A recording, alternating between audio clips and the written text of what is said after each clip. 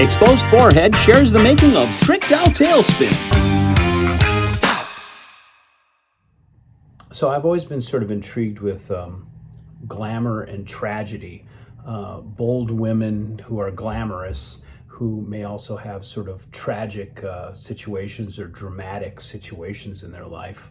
And so I was thinking about writing a song about that, and that made me come up with the title Tricked Out Tailspin. We're working on a new song called Tricked Out Tailspin that we're writing using Jamulus, which is an online collaboration tool. We can perform in real time with members scattered throughout the state over internet connections. So here's what we came up with for a verse idea.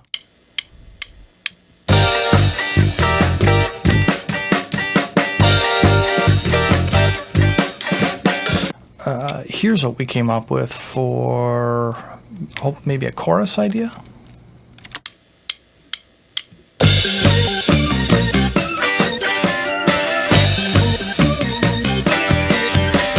And then maybe we'll glue things together with some kind of a bridge idea here.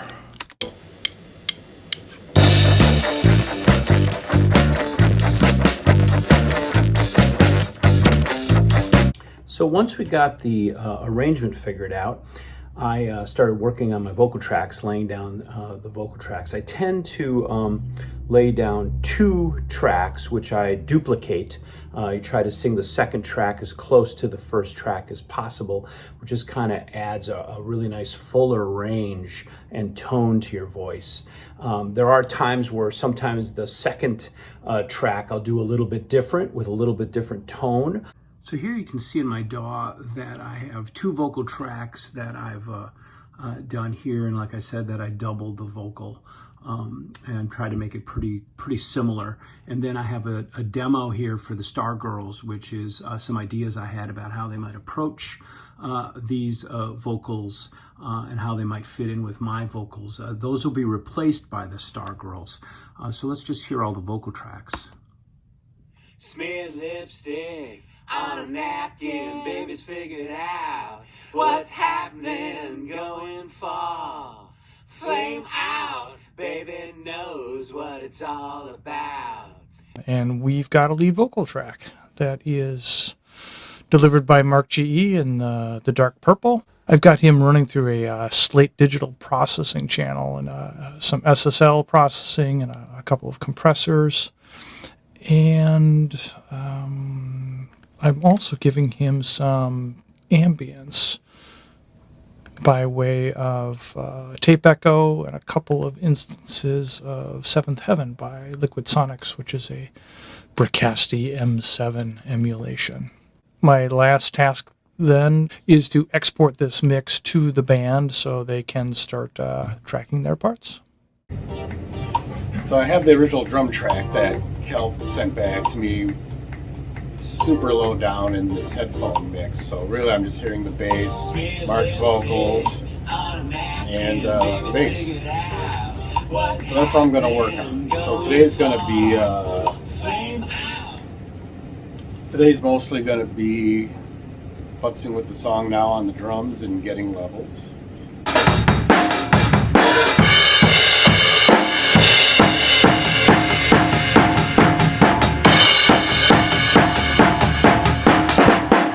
But then it was on to me to create some guitar parts. So I got my trusty SG here. And after I put some guitar down, I play it back a few times, see what I like, see if there's some things I would do differently, see if it matches it with the bass and the vocals are doing, seeing if there's enough space so that the vocals and the bass and the keyboard parts can breathe. At some point I get to where, you know, if the song has 3 or 4 parts and I like them, I'll send them off to Kelp and Mark for them to review. And so that usually goes back 2 or 3 times between Kelp and Mark and I, and we finally decide on something that that works for the entire song. So we're doing the bass track today for Tricked Out Tailspin. There was a bass track on there when I got the demo. That was Bob Jordan, and Kelp sent me a chart. So hopefully it comes out good and it rocks and it got a good groove and everything. Got an orange head and what's the one you And have? Aguilar. Aguilar. So we have some tools here to work with in case we have to do some swapping out. But we're gonna give it a go here and see what happens. Here we go. Let's try it. We just almost made it through. They call me First Take Tommy, so no one ever. All right, let's see if we can keep that. All right, here we go.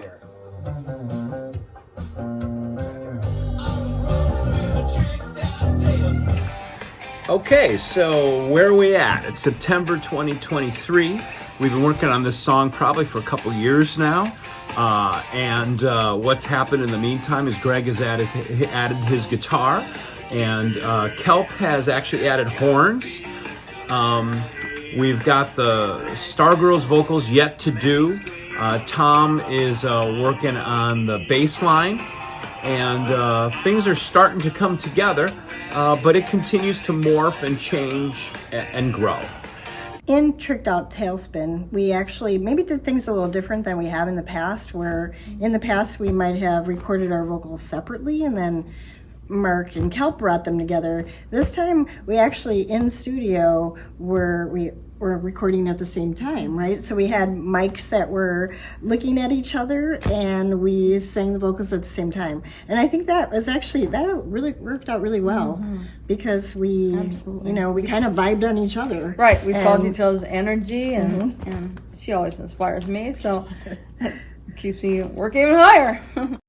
We bring, visual energy, if I may, and absolutely. to the stage. The band certainly by themselves without us high energy, but we bring a different energy to the stage when we're very interactive with the audience, and as Mark is too, because we're all in the front of the stage. People, shout at us, talk to us, throw us things. Sometimes we throw some fun props back too. So we're very interactive with the audience and part of the band too, and we just love it. Yeah, it's part of the experience for us and for the audience. Right, and are we going to do an eyeshadow showdown or what, right? We had to learn the earthly ways. That's right. As we get close to the end, what usually we do is we start to look at listening in many different locations. So I'll listen in the car, and I'll listen on earbuds, and I'll listen on headphones, and I'll listen on big stereo speakers. I'll listen on little Bluetooth speakers, just to kind of hear how the mix goes on all of those formats. All right, let's check out the final master, which I evaluate on studio monitors and some headphones that emulate studio environments.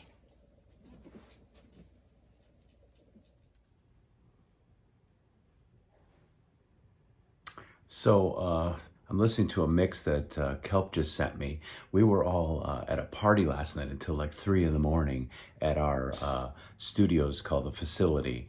And when I got up this morning, 8 a.m., there was a mix from Kelp,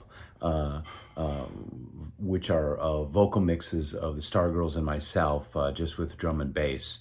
And he wanted to just check it out with me to see what I was thinking about it. And it's incredible and really tight. Part of the process of knowing when we're done with a mix is giving it a listen on different playback systems to see how it's going to translate. And I like to use iPhone playback. It's how some people are going to be hearing it. It tells me a lot about mid-range sounding instruments, especially how the voice is sitting in a mix. Let's check it out. All right, we're just kind of outside the harbor. It's a little choppy, the water's a little rough. I don't know if I'm going to be able to hear it, but Kelp just sent me a new mix, so I'm going to try to give it a shot and see what I think. Oh, I just got a mix from Kelp. All right, I'll send that to Mark. We'll see if that's it. Midnight, psychobabble, you're already packed to travel. After the band finished the song, Then it was up to us to make a music video for it, so we started looking at some ideas. I basically got into this original idea. I was very interested in 70s exploitation, and particularly was interested in some old Liz Taylor movies in the 60s and 70s, Butterfield 8 in particular. You had the idea about kind of the woman at the end of a road, kind of glamorous and just, you know, on the edge. And I kind of thought, and that she had this past that maybe was a little unexplained. And I thought, well, it would be interesting to explore that a bit. And then, as you said, Alex, you were talking about how you wanted to add this other aspect of a detective who was following her along the way. And one of my thoughts about that was that the detective is a couple steps behind her. Yeah, we were trying to make sure that he was just, as you said, just kind of behind a few steps, but thinks he's pretty clever about it. You know, I think he thinks that he's got it all together. Maybe he does, maybe he doesn't. It's kind of up to the viewer to figure that out. The other piece that was sort of mentioned to me was that in viewing it, I think at first people might view it and say, well, that looks nice. But really on subsequent views, the more you view it, I think you can start to find more detail in the story and really try to figure out this fun little mystery, what's really going on with the woman and what really happened in the end. And it's up to you to kind of figure out what he's trying to figure out and what the real mystery is.